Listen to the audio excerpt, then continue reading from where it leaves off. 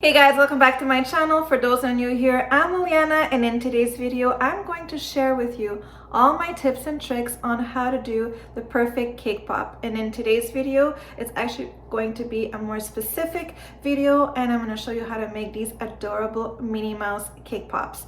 So if you guys want to see how I made this, first watch the video on how I do it, and then at the end I will give the whole entire explanation. So keep on watching.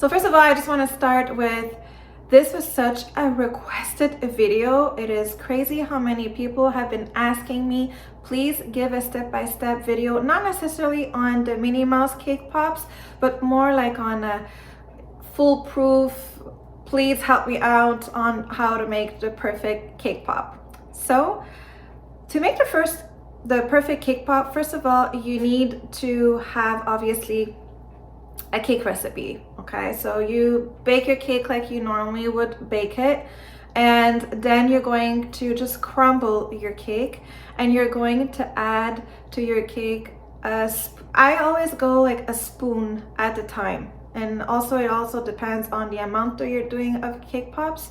So I'm doing 1 spoon at a time of buttercream, whatever buttercream that you want. And then I add it to my batter, and I always use an electric mixer to make sure everything is mixed, and then I continue with my hands. And obviously I wear gloves for this.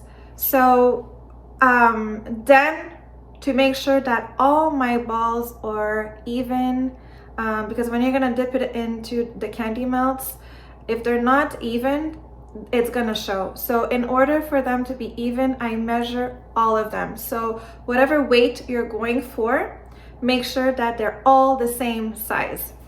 And I do my balls and I roll with my palm, and I roll and I roll, I roll until there's no cracks, no nothing. You really want a smooth surface. So sometimes if it's too creamy, that's because you added too much buttercream. So you don't want it to be too creamy. You kind of want it like a dry and sticky mixture all together. So I kind of show it in the video. So it cannot be too dry, and it cannot be too sticky or wet or too much cream, because if you put too much cream, is just gonna slide off from your cake pop stick. Once you did all your cake balls, you set them aside, and then you're going to melt your candy melts in the micro 30 seconds at a time. Don't go over that. 30 seconds at a time, mix, pop it again, 30 seconds at a time, mix again until the whole entire thing is melted. And by the way, see there's like big pieces here. Once I'm done with my candy melts, whatever project I'm done, I take a parchment paper and I take the candy melt that I didn't use, and I just place it on the parchment paper until it comes back to a hard consistency. So like that I could reuse it. So this is why I do that. So never waste your candy melt, because this stuff is like really expensive. So yeah, a little trick. So once you do that, you have your chocolate, and then you have your cake balls. A lot of bakers put it in a freezer or fridge. There's no need to do that. And as a matter of fact, I found that if you do that, because the candy melt is hot and the cake pop is cold, it will most likely crack. So you don't want that. So the Minnie Mouse cake pops that I did not put them in the fridge or freezer whatsoever. What I find is this. These come in different sizes. So I found that if you have the ones that are like more, they're thinner, then those are the ones that kind of have tendency of your cake pop will just slide off, I found. So I found that when they are quite bigger or larger, it sticks more to your ball, so therefore it stays more, so you have like more control over your cake ball. So I always use, once I melt my candy melt, I always put the candy melt or the chocolate into a coffee or a mug, so like that it's easier to just dip. So I do one dip, and then I remove all the excess of the chocolate, and everything falls down, the excess falls down, and then I let it set. so the chocolate will set, and then I can go ahead and do a second coat of chocolate or candy melt. So that's for the normal cake pop, but this one, because it was a Minnie mouse cake pop, for the ears, before I even dipped, what I did is that, as you saw in the video, I used 2 of these and I simply glued them on each side, waited that the whole entire thing has set, and then I went ahead and then just dipped it into my chocolate, and you get a really cute Minnie Mouse cake pop. And then you can add a bow, you can paint it in gold or whatever you want. And if you're not doing Minnie Mouse, you can add some sprinkles, you can have a drizzle, and there you go. So you have the perfect cake pop. I really hope you guys enjoyed the video. I hope this helped.